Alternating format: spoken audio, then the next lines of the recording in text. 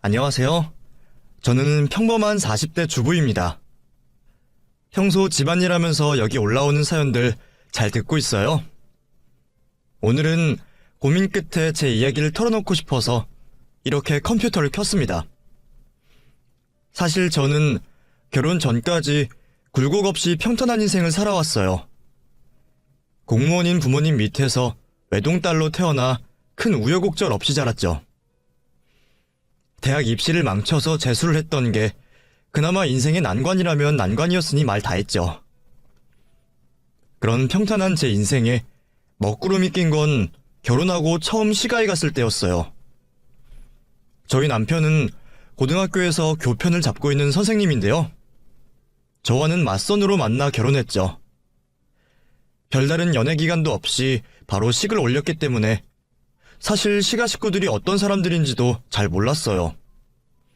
친구들에게 시집살이에 대한 무서운 얘기를 하도 많이 들어서 시가에 들어서기 전부터 얼어 있었던 게 기억이 나네요. 제가 잔뜩 긴장한 걸 눈치챈 걸까요? 시아버지는 따뜻한 미소로 저를 환대해줬어요. 드디어 우리 집안에도 둘째 며느리가 들어왔구나. 앞으로 잘해보자. 네, 잘 부탁드려요, 아버님. 오느라 힘들었을 텐데 어서 앉거라. 시아버지를 따라 집 안으로 들어가자 거실에 있던 아주버님 부부와 시누이가 저를 맞이해줬어요.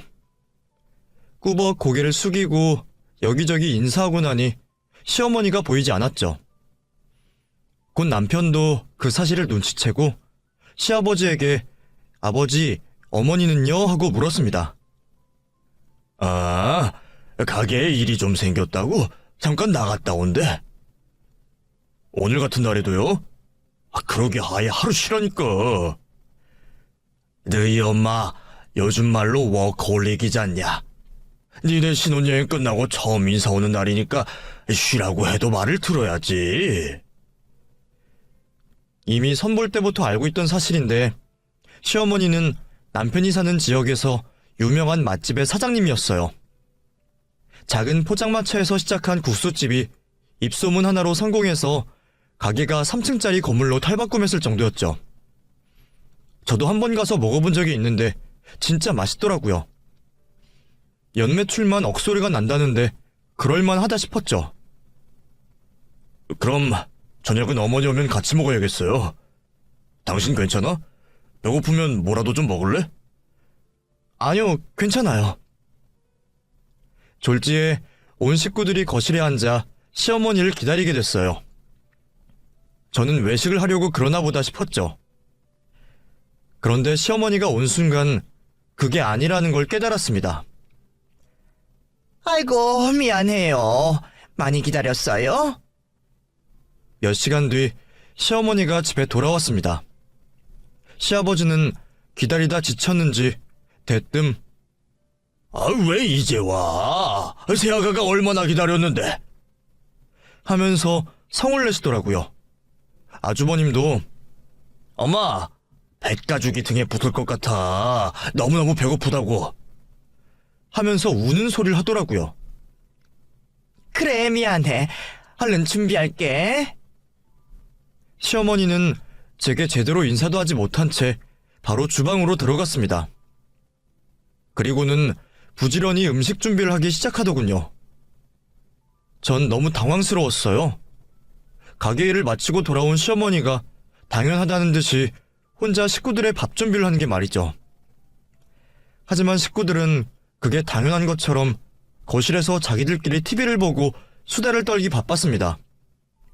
심지어 큰며느리인 형님까지도 말이죠. 전 슬그머니 남편의 옆구리를 찔렀어요. 그리고 여보, 밖에 나가서 먹는 게 아니라 집에서 먹는 거예요? 하고 물었어요. 내가 얘기 안 했나? 우리 아버지 입맛이 좀 까탈스러워서 밖에선 식사 잘 안 하죠. 그럼 이 많은 사람들 밥을 어머니 혼자 다 차리신다고요? 어머니가 음식 장사를 오래 하셔서 손이 빠르거든. 아무리 그래도 제가 들어가서 좀 도와드려야 되지 않을까요? 안 그래도 돼. 형수도 가만히 있잖아. 저희 대화를 들었는지 형님이 슬쩍 저를 바라보더라고요. 그리고는 내가 원체 몸이 약해서 돕고 싶어도 도울 수가 없어. 어머니도 다 이해해주신 일이니까 동서도 이해해줘. 하면서 웃더군요. 기가 막히더라고요. 형님은 살집도 있고 혈색도 좋아서 딱 봐도 건강해 보였거든요. 하지만 시가에 처음 인사 온 며느리가 분란을 일으킬 순 없잖아요. 전 어색하게 웃으면서 자리에서 일어났습니다. 저라도 시어머니를 도와드려야겠다는 생각이 말이에요. 어머니, 저도 일 좀 주세요. 저 신부 수업 열심히 받아서 어지간한 건 다 할 수 있어요. 됐다. 비행기 타고 와서 힘들 텐데 가서 앉아있어. 금방 차리니까. 그럼 밥 퍼담고 숫자라도 넣을게요. 전 시어머니 곁에서 이런저런 잔심부름을 하기 시작했어요. 다행히 시어머니도 그것까진 말리시지 않더라고요.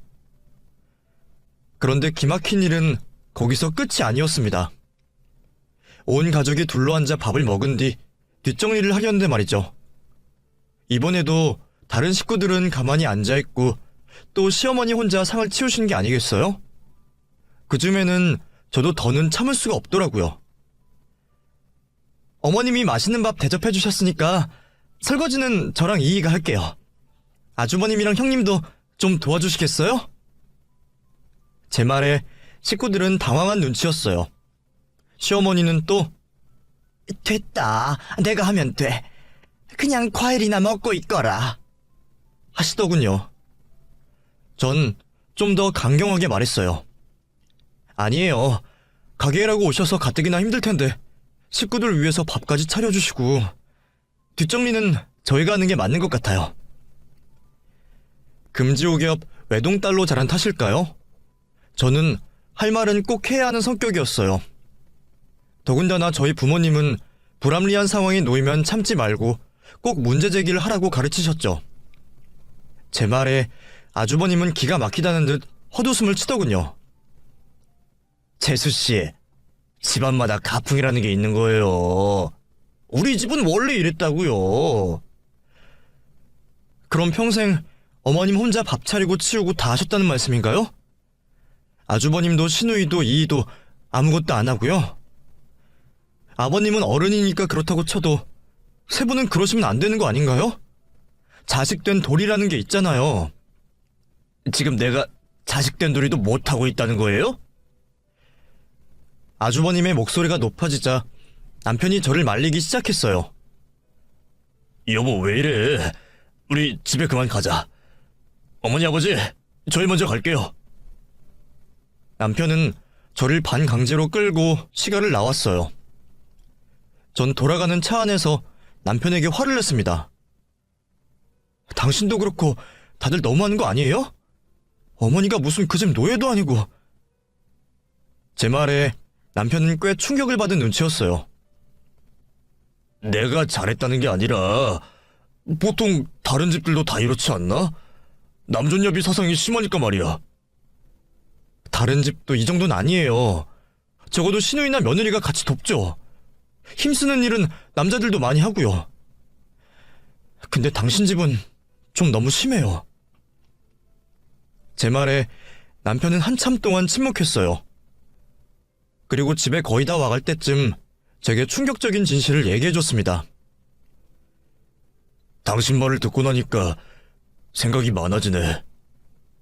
내가 그동안 너무 어머니 혼자 일하는 걸 당연하게 생각했던 것 같아. 사실 우리 어머니 원래 아버지 집에서 식모살이 했었거든. 뭐? 식모? 그래. 아버지가 사업한다시고 다 말아먹었지만 원래 우리 집이 할아버지 때부터 대대로 꽤 잘 살았거든. 그래서 집안일 해주는 식모들도 따로 있었는데 그 중에 한 명이 어머니였대. 근데 아버지랑 서로 좋은 감정이 싹 트서 결혼까지 하게 된 거지. 그래서 그런가 아버지가 좀 어머니를 부리는 걸 당연하게 생각하셔. 그런 아버지 보고 자라서 우리 남매들도 다를 거 없었고. 그렇다고 어머니가 지금도 그 집 식모인 게 아니잖아요. 더군다나 가게일까지 하시는데 집안일은 식구들이 좀 나눠야죠. 내가 한번 얘기해볼게. 하지만 이미 결혼해서 독립한 남편의 말은 별다른 힘이 없었어요. 여전히 시가에 가면 집안일은 시어머니 혼자 하고 계셨고요. 같이 사는 시누이와 시아버지는 놀고 먹기 바빴죠. 게다가 더 화나는 일은 거기서 끝이 아니었습니다. 알고 보니 시아버지는 일평생 한량처럼 살면서 손에 물 한 방울 묻힌 적 없는 삶을 살아오셨더라고요.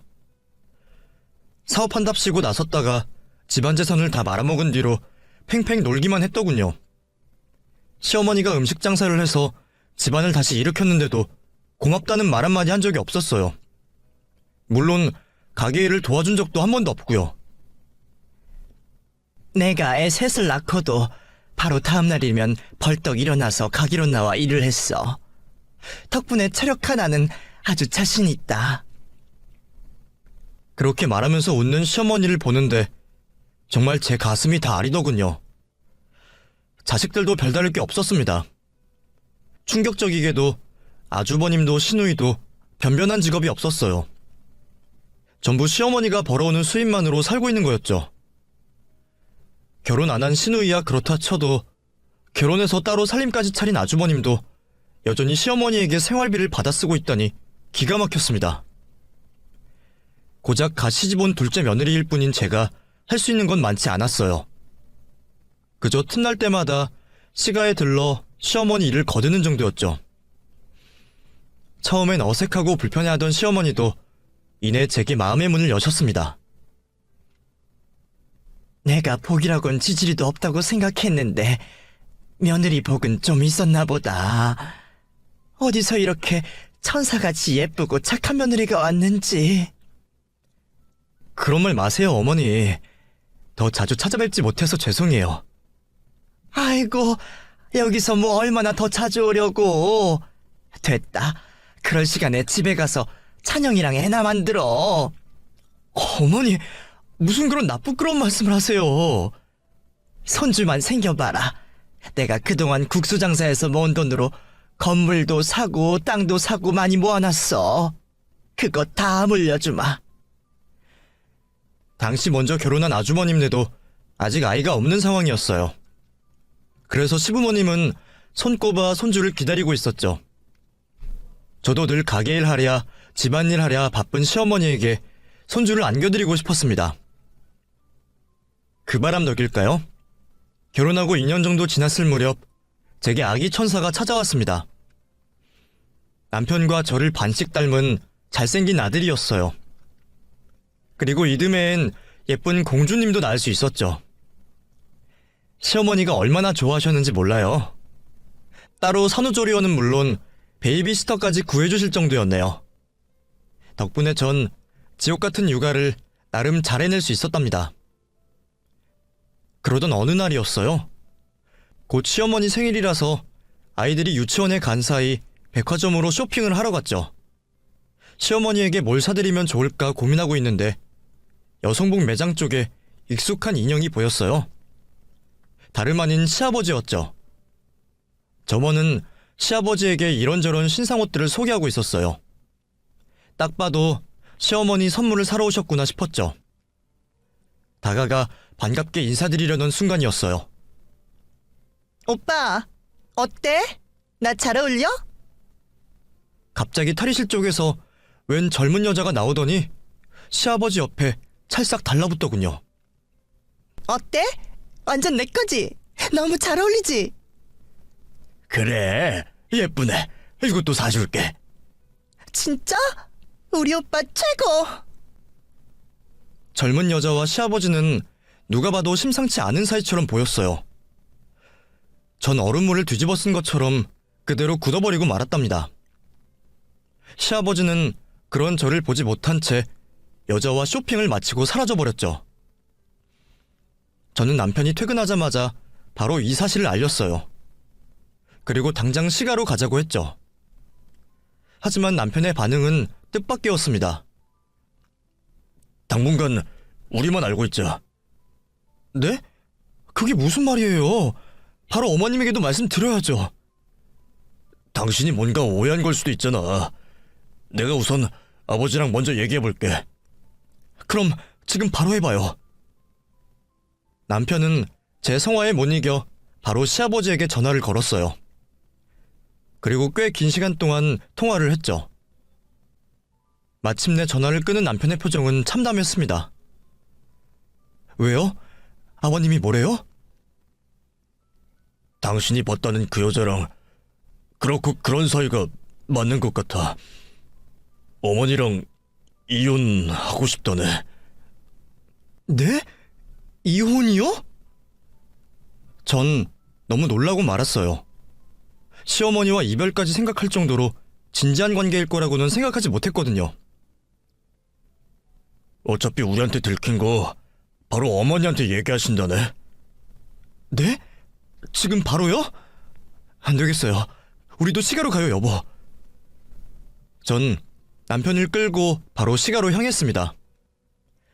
하지만 시가에 도착했을 때 이미 시어머니는 없었어요. 아버지, 어머니는요? 진짜 얘기하신 거예요? 그래, 얘기했다. 임자가 충격을 많이 받은 것 같아. 혼자서 생각 좀 하고 싶다더니 나가버렸어. 담배를 뻑뻑 피우던 시아버지는 문득 저를 향해 입을 열었습니다. 그리고 세아가 아무리 부부 사이라고 해도 시아버지 일은 시아버지에게 먼저 상의해야 하지 않겠니? 좀 당황스럽더구나. 앞으로 경거망동하지 말고 조심 좀 하거라. 왜 자기 바람피는 걸 보고 남편에게 먼저 얘기했냐는 거였죠. 그 뻔뻔한 말에 화가 났습니다. 얼마나 철면 피면 며느리에게 바람 현장을 목격당하고도 이렇게 태어날 수 있는 건지 기가 막혔어요. 전 별다른 대꾸 없이 그대로 혼자 시가를 나왔습니다. 그리고 시어머니에게 전화를 걸었지만 시어머니는 받지 않으셨어요. 시어머니가 어디에 있을까 고민하던 저는 시어머니가 운영하는 음식점으로 갔어요. 혹시나 하는 마음으로 가본 건데 가게불이 켜져 있더군요. 들어가 보니 테이블 한 구석에서 시어머니가 혼자 술을 마시고 있었습니다. 어머님, 혼자 여기서 뭐 하시는 거예요? 저를 본 시어머니는 놀라지도 않으시더라고요. 그저 말없이 잔 하나를 더 꺼내 술을 따라주셨죠. 저도 묵묵히 그 앞에 앉아 잔을 들었습니다. 그렇게 서로 몇 번이나 잔을 기울였을까요? 이내 시어머니가 입을 열었습니다. 어른으로서 창피한 꼴을 보여서 미안하구나. 창피한 꼴을 보인 건 어머님이 아니라 아버님이잖아요. 괜찮아요. 그렇게 말해주니까 고맙구나. 말이 끝나기가 무섭게 시어머니는 갑자기 감정이 복받쳤는지 울음을 터뜨렸어요. 전 얼른 곁으로 다가가 시어머니를 달래줬습니다. 그리고 평소 시어머니에게 하고 싶었던 말을 하기 시작했죠. 어머니, 식구들에게 무조건적으로 희생만 하지 마세요. 그동안 그만큼 하셨으면 충분해요. 이제 시어머니를 위한 인생을 사세요. 나를 위한 인생? 네, 저도 자식이 있지만 자식 새끼 시집장가 가면 다 끝이고 영원히 내 편일 것 같은 남편도 언젠가는 남의 편이 될 수 있다고 생각해요. 그러니까 늘 어머니를 1순위로 두고 사세요. 시어머니는 한동안 아무 말도 하지 않으셨어요. 무언가를 골똘히 생각하는 것 같았죠. 그러다 이내 나를 위해서 살라고 말해준 건 네가 처음이다. 고맙구나, 아가. 하고 제 손을 꽉 잡으셨습니다. 전 그런 시어머니가 너무 안쓰러워서 꽉 안아드렸죠. 전 무슨 일이 있어도 어머니 편이에요. 그러니까 뭔가 힘든 일이 생기면 바로 제게 연락하세요. 아셨죠? 그래, 고맙다. 고마워. 전 내심 시어머니가 이번에도 참고 넘어갈 거라고 생각했어요. 남편과 자식들만 보고 한평생 살아오신 분이니 한 번에 확 달라지긴 힘들다고 생각했죠. 하지만 제가 생각한 것보다 저희 시어머니는 훨씬 더 대단한 분이었습니다. 우선 시어머니는 시아버지에게 절대 이혼해줄 수 없다면서 이혼 불가 선언을 하셨어요. 내가 이제 와서 이혼을 왜 해줘요? 누구 좋으라고? 좋은 말로 할 때 그 여자 정리하고 돌아와서 애들 아빠 자리라도 지켜요. 전 몰랐는데 유책 사유가 있는 배우자는 이혼 소송을 할 수가 없다고 하더라고요. 해도 대부분 기각되고요. 시아버지는 계속해서 이혼해달라고 요구했지만 시어머니는 꿈쩍도 하지 않았고요. 결국 시아버지는 그대로 집을 나가버렸습니다. 아마 그 내연녀의 집으로 간 것 같은데 시어머니는 생각보다 담담했습니다. 물론 속은 썩어 문드러지고 있었겠지만 겉으로 보기엔 단단한 바위처럼 흔들림 없이 보였어요. 시어머니의 놀라운 변화는 거기서 끝이 아니었습니다. 며칠 뒤 시어머니는 저희를 불러 모으고 가게를 정리하겠다고 선언하셨어요. 물려받을 생각이 있는 자식놈도 없고 더는 혼자 가게를 이끌어 나가는 게 힘에 부치신다고요. 당연히 아주버님과 시누이는 난리가 났습니다. 가게 한 달 매출만 억소리가 날 정도로 어마어마했으니까요. 아주버님은 엄마, 좀 더 고민해봐. 엄마가 목숨처럼 아끼던 가게잖아. 힘들면 사람을 더 구하면 되지. 잘 운영하던 가게를 왜 그만둬? 하면서 시어머니를 설득하려고 들더군요. 시누이 역시 옆에서 큰오빠 말이 맞아. 아버지 집 나간 것 때문에 충격받아서 그래? 내가 당장 아버지 그 내연녀한테서 데려올게. 그러면 되잖아. 하고 거들었고 말이죠. 그 속셈이 빤히 보여서 기가 막히더라고요. 전 그런 두 사람을 모른 척 무시하고 시어머니에게 말했습니다. 어머님, 너무 잘 생각하셨어요. 앞으로 저랑 여기저기 놀러도 많이 다니고 맛있는 것도 먹으러 가고 그래요. 은퇴기념 축하 파티라도 하는 게 어때요? 그러자 시어머니가 뭐라도 대답하기도 전에 아주버님이 버럭 성을 내더군요. 아직 결정된 것도 아닌데 무슨 은퇴 축하 파티를 해요? 어머니가 이미 그렇게 결정하셨으면 결정된 거죠. 가게는 전적으로 어머니 혼자 꾸려나가셨는데 저희가 입댈 게 뭐가 있나요? 어머니 60 넘어서까지 그렇게 고생하셨는데 이제 쉴 자격 충분하시잖아요. 참, 새언니, 모르는 소리 좀 하지 말아요. 노인네들 갑자기 하던 일 없어지면 상실감에 더 힘들어하는 거 몰라요? 아가씨까지 나서서 남매가 아주 저를 죽일 것처럼 공격하더군요. 그러자 그때까지 잠자코 있던 시어머니가 입을 열었습니다. 그런 걱정은 할 것 없다. 아침마다 등산도 갈 거고 노인회관 나가서 뜨개질도 배우고 친구들이랑 여행도 다닐 거야. 가게 정리하고 하고 싶은 일이 아주 산더미니까 걱정 말거라. 그리고 은퇴 기념 축하 파티? 그거 너무 좋은 생각이구나. 역시나 생각해주는 건 우리 둘째 며느라기 뿐이야. 고맙다. 전 평소와 다른 시어머니의 반응에 벙찌고 말았어요. 자식들 앞에서 저를 대놓고 편들어주신 건 처음이었거든요. 엄마, 그럼 진짜 가게 정리한다는 거야? 지금까지 예미가 하는 말을 똥구녕으로 들었냐? 가게에서 나오는 한 달 매출만 얼만데 아깝지도 않아? 그럼 네가 이 엄마 대신 나가서 일하든가. 시어머니의 반격에 아주버님과 시누이는 아무 말도 못했어요. 평생 한량으로 살아온 사람들이니 가게를 물려받을 자신이 없었던 거겠죠. 결국 몇 달 뒤 시어머니는 가게를 깨끗하게 정리하셨습니다.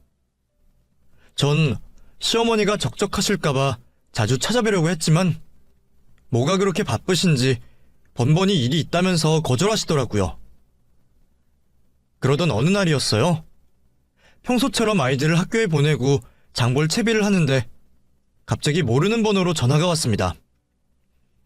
애들 다니는 학원인가 싶어서 대수롭지 않게 통화 버튼을 눌렀는데 남편이더군요. 여보? 번호가 당신 번호가 아니던데 지금 어디에서 전화를 한 거예요? 당신 놀라지 말고 잘 들어. 아까 병원에서 어머니가 쓰러지셨다고 연락이 왔어. 네? 뭐라고요? 학교에서 급하게 오느라 핸드폰을 두고 왔지 뭐야. 오늘 못 들어갈 것 같으니까 애들 잘 챙기고 있어. 어머니 상태가 많이 안 좋은 거예요? 갑자기 왜 쓰러진 거래요? 집 계단에서 발을 헛디뎌서 넘어졌는데 머리를 부딪혔대.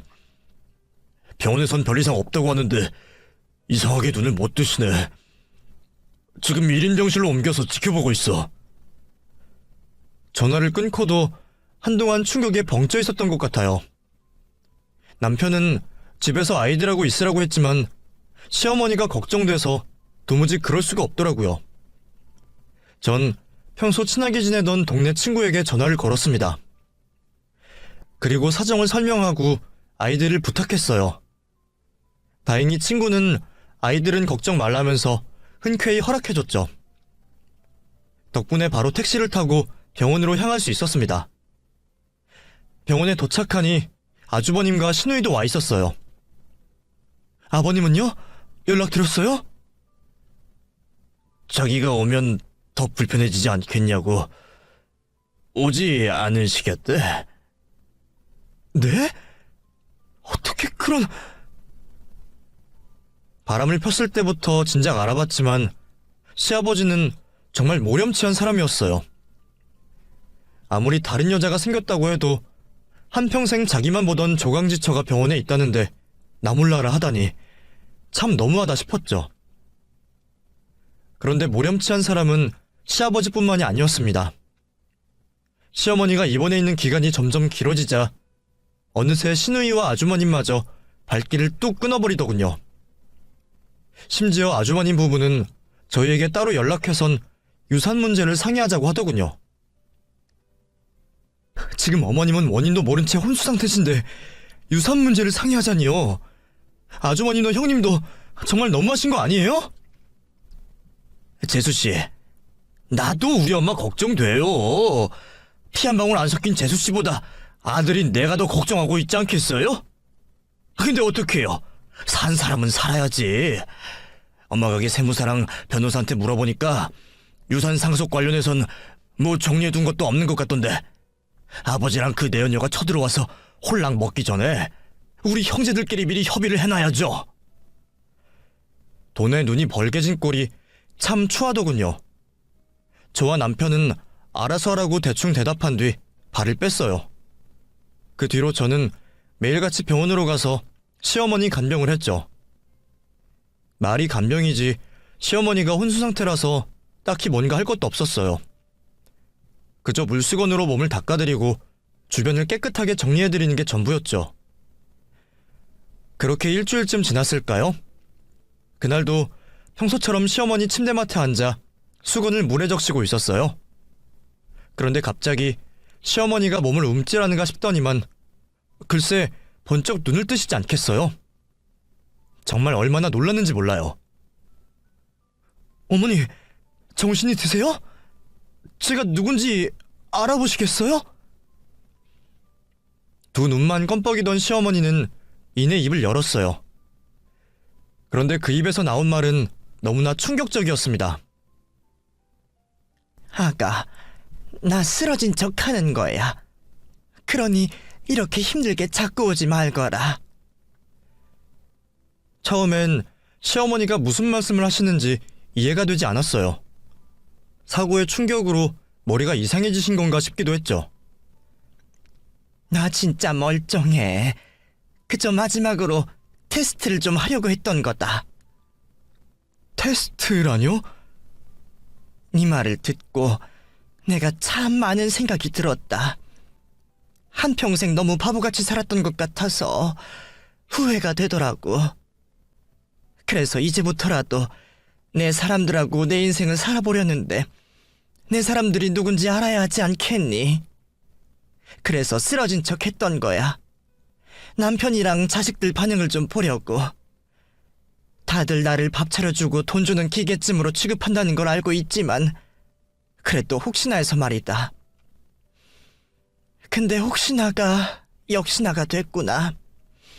내 곁에 남아있는 건 너랑 둘째뿐이야. 알고 보니 시어머니는 마지막으로 네 사람을 가려내기 위한 테스트를 하신 거였어요. 담당 의사가 시어머니가 하시던 가게의 오랜 단골로 시어머니와도 막역한 사이라서 가능했던 일이었죠. 그럼 언제까지 이러고 계시게요? 글쎄다. 어쨌든 넌 더는 여기 오지 말거라. 너 올 때마다 누워서 환자인 척 하려니까 너무 미안하더라. 둘째한테도 말하지 말고. 알았지? 전 그렇게 하겠다고 약속했어요. 그리고 남편에게도 이 사실을 밝히지 않았죠. 그리고 그렇게 몇 주가 지났을까요? 시어머니가 다시 저를 부르셨습니다. 그리고는 가족들을 한자리에 불러 모아달라고 하더군요. 그 주 주말 신우이와 아주버님 부부 그리고 바람난 시아버지에게까지 연락을 했어요. 시어머니 일로 할 말이 있다고 하자 모두들 두말 않고 모이더군요. 다들 병원 침대에 멀쩡하게 앉아있는 시어머니를 보고 얼마나 놀랐는지 몰라요. 엄마, 언제 깨어난 거야? 난 이대로 엄마 죽는 줄 알고 얼마나 놀랐는데. 맞아. 이제 괜찮은 거야? 아주버님과 시누이는 가증스럽게도 얼른 시어머니 곁으로 다가가 억지 눈물을 짜내더군요. 그 꼴을 보고 있자니 정말 역겨웠어요. 생판 남인 제가 그 정도였으니 시어머니는 오죽했겠어요? 내가 괜찮든 괜찮지 않든 너희들은 더는 신경 쓸 거 없다. 오늘부로 너희들은 내 자식 아니니까. 시어머니는 단호하게 자식들을 밀어냈어요. 그게 무슨 말이야, 엄마? 내가 쓰러져 있는 동안 유산이 어쩌고 저쩌고 아주 잘들 싸우더구나. 이 애미가 죽길 바랐을 텐데 아쉬워서 어떡하니? 무슨 말을 그렇게 해? 시어머니는 너무하다고 소리치는 자식들을 뒤로하고 지금까지 벌인 거짓 연극을 고백했어요. 저를 뺀 모든 가족들이 경악했죠. 시아버지는 그런 연극을 도대체 왜 한 건데? 드디어 미친 거야? 하면서 성을 냈습니다. 그러자 시어머니는 제게 했던 말을 가족들에게 똑같이 하셨어요. 이제 새 인생은 살 건데 그 새 인생을 함께할 진짜 자기 사람들을 골라내고 싶었다고요. 그 말에 시아버지는 정신을 못 차리고 비웃음을 흘리더군요. 새 인생? 당신이 새 인생을 뭐 어떻게 살 건데? 우선 당신하고 이혼할 거예요. 그토록 바라던 이혼 해줄게요. 뭐? 그게 정말이야? 진짜 이혼해 줄 거야? 시어머니가 순순히 시아버지를 놓아줄 줄은 몰랐기에 전 내심 깜짝 놀랐어요. 하지만 차라리 잘 됐다 싶었죠. 시아버지 같은 사람이 더는 시어머니 발목을 잡질 않길 바랬거든요. 시아버지가 자유가 돼서 그 내연녀와 잘 먹고 잘 살 거 생각하면 배가 아팠지만 말이죠. 근데 시어머니는 제 생각보다 더 대단한 분이었어요. 시아버지를 놔주시되 곱게 놔주실 생각은 없으셨던 거였죠. 대신 위자료는 톡톡히 받아낼 거니까 그렇게 알아요. 뭐? 위자료? 무슨 위자료? 그럼 조강지쳐 버려두고 젊은 여자랑 바람났는데 내가 위자료 한 푼 안 받고 보내줄 줄 알았어요? 내가 아직도 당신 집에서 식모살이 하던 그 김영순으로 보여요? 그럼 이혼 소송이라도 하겠다는 거야? 당연하죠. 그리고 당신 지금까지 내 신용카드며 차며 그대로 쓰고 있었죠. 카드는 정지시킬 거고 차는 팔 거예요. 당신이 빈털터리가 된 후로도 그 여자가 당신을 사랑한다고 할진 모르겠네요. 당신 정말 이렇게 나올 거야? 내가 이러니까 다른 여자한테 눈을 돌린 거 아니야? 남편이 다른 살림을 차렸으면 자기한테 무슨 잘못이 있나 돌아볼 줄을 알아야지. 뭔 놈의 옆편 내가. 시아버지는 분노해서 계속 말도 안 되는 헛소리를 늘어놨어요. 시어머니는 그런 시아버지를 차갑게 외면했습니다. 그러자 시아버지가 시어머니를 때릴 것처럼 달려들려고 했어요. 놀란 저와 남편이 그런 시아버지를 뜯어 말렸죠. 소란이 일자 간호사들이 병실 안으로 들어와 무슨 일 있냐고 묻더군요. 다들 아무 말도 못하는데 시어머니는 달랐어요. 초대받지 않은 문병객이 왔는데 청경 불러서 좀 쫓아주시겠어요? 이혼 소송 중인 전 남편인데 저를 막 때리려고 하네요. 뭐야? 시어머니의 똑 부러지는 말에 시아버지는 뒤로 넘어갈 것처럼 흥분했어요. 또다시 시어머니에게 달려들려고 했고 결국 병원 청경들에게 끌려나가고 말았죠. 병실 안이 다시 조용해지자 시어머니는 다시 입을 열었습니다. 이번엔 시누이와 아주머님 차례였어요. 그리고 내 재산은 전부 사회단체에 기부할 거다. 너희들한테 물려줄 유산은 한 푼도 없으니까 각자 도생해. 지금 살고 있는 집도 팔고 실버타운 들어갈 거니까 그것도 알아두고. 30 넘어서까지 입혀주고 먹여주고 했으면 부모된 도리는 충분히 다 했다고 본다. 평생 시어머니 등골만 빨아온 시누이와 아주머님에겐 청천벽력 같은 소식이었겠죠. 엄마, 그게 갑자기 무슨 말이야? 나 한 집안 가장인데 당장 수입이 없으면 어떡하라고? 나도 큰일 나, 엄마. 아직 취업도 못했는데 너무한 거 아니야? 니들이 취업할 생각이 있기는 해? 허구한 날 입으로만 취업한다 그랬지. 이력서 한번 써본 적이 없잖아. 시어머니가 그렇게 엄한 표정으로 소리를 지른 건 처음이었어요. 아주버님과 시누이도 깜짝 놀랐는지 아무 말도 하지 못하더군요. 내 할 말은 다 끝났으니까 이제 다들 가보렴. 뭐 궁금한 게 있으면 변호사 통해서 연락하고. 시어머니는 그렇게 저희를 병실 밖으로 쫓아냈습니다. 티는 안 냈지만 내심 얼마나 통쾌했는지 몰라요. 집으로 돌아가는 길에 남편이 "당신은 다 알고 있었던 거지?" 하고 슬쩍 저를 떠보더군요. 전 "아니, 난 아무것도 몰랐는데?" 하고 시치미를 뗐어요. 남편이 믿는 것 같진 않았지만 별말은 하지 않더라고요.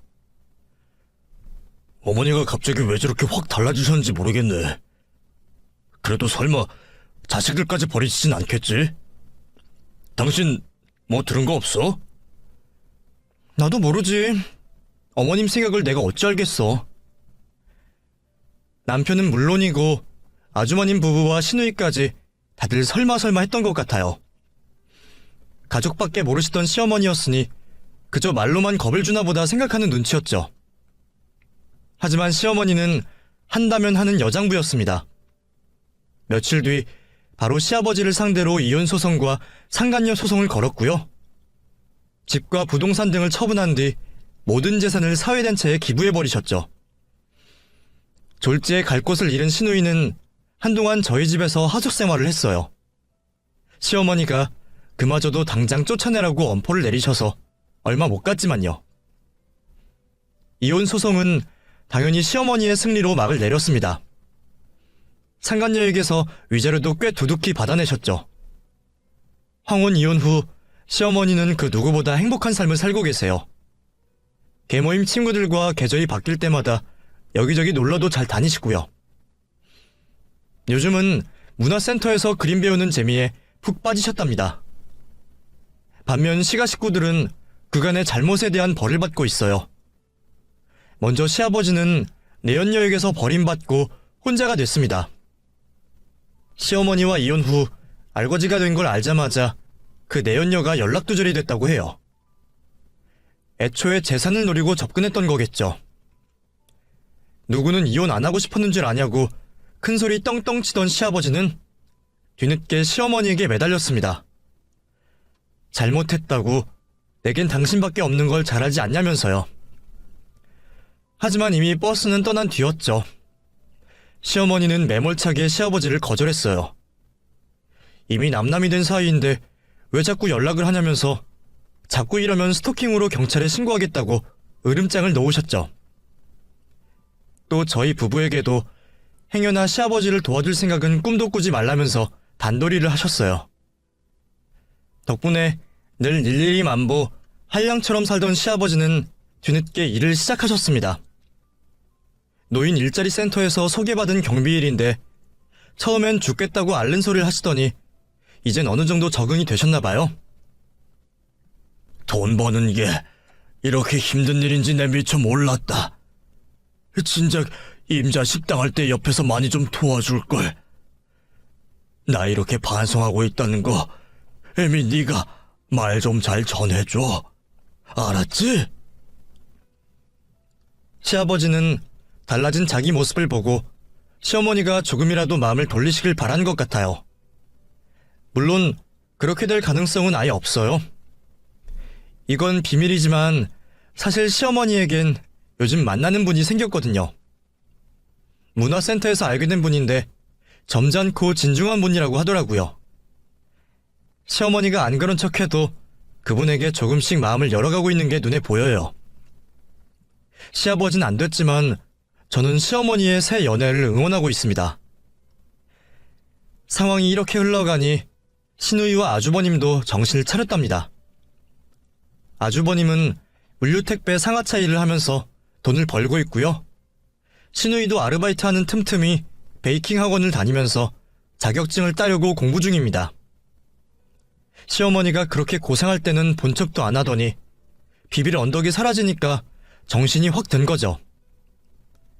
두 사람을 보면서 저도 자식들에게 마냥 다 퍼주는 부모는 되지 말아야겠다 다짐한답니다. 시부모님의 이혼 후 별다를 바 없는 삶을 살고 있는 건 가족들 중 저희 부부가 유일해요. 여전히 남편은 열심히 직장 생활하고 있고요. 저도 아이들 돌보랴 살림하랴 바쁜 나날을 보내고 있습니다. 사실 시어머니가 가족들 몰래 저희 부부에게는 1억이라는 큰 돈을 주셨어요. 한사코 거절했지만 막무가내셨어요. 아가, 네가 그동안 나 열심히 간병한 값이다. 꾀병이라고 말해줄 수도 없고 얼마나 미안했는지 몰라. 하시면서 계속 받으라 하시니 어쩔 수가 없었네요. 이 사실을 알게 된 남편은 당신 간병인값 한 번 비싸게 받았네. 내가 무슨 복을 타고났길래 당신 같은 여자랑 결혼했는지 몰라? 하면서 저를 띄워줬습니다. 정작 본인도 일 쉬는 날엔 꼬박꼬박 병원에 와서 시어머니 얼굴을 보고 갔으면서 말이에요. 처음엔 고민이 컸어요. 너무 큰 돈이 생겨버렸는데 이걸 어떻게 써야 하나 하고 말이에요.